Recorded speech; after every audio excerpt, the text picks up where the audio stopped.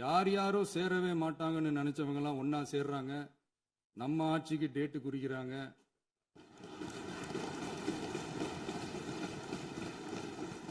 சரி, அவங்கள நம்ம மக்களே பார்த்துப்பாங்க.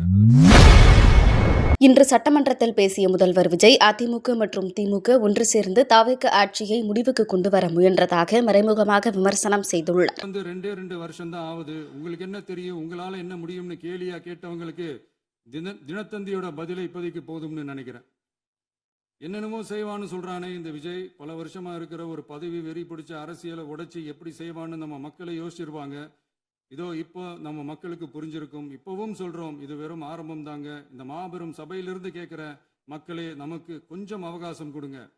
இதுக்கு முன்னாடி, அதாவது 2017 கடைசியில இருந்து 2026 ஏப்ரல் வரைக்கும் இருந்த புண்ணியவான்கள் ஆட்சியில ஒவ்வொரு டிபார்ட்மெண்ட்லையும் போட்ட ஏராளமான ஓட்டைகளை அடைச்சிக்கிட்டே படிப்படியா மக்களுக்கு நல்லதையும் செஞ்சுக்கிட்டே வருவோம்.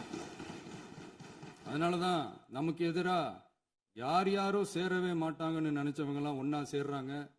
நம்ம ஆட்சிக்கு டேட்டு குறிக்கிறாங்க.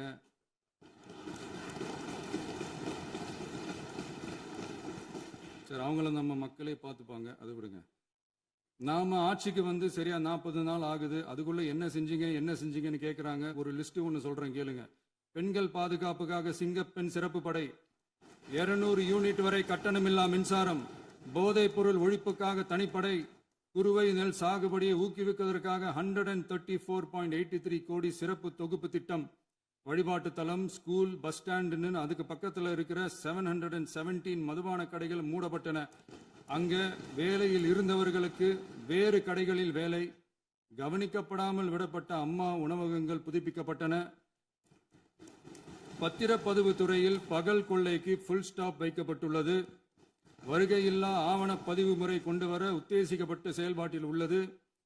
அரசு மற்றும் தனியார் மருத்துவமனையில் ஸ்கேன் மையங்களில் கருவுறுவதற்கு முன் மற்றும் பின் ஏற்படும் தவறுகளை கண்காணிக்கவும், மருத்துவ நிறுவனம் முறைப்படுத்தும் சட்ட விதிகள் பின்பற்றப்படுகிறதா என கண்காணிக்கவும், மருத்துவ மற்றும் ஊரக பணிகள் இயக்கத்தின் பயன்பாட்டிற்காக 40 புதிய வாகனங்கள் வழங்கப்பட்டுள்ளது.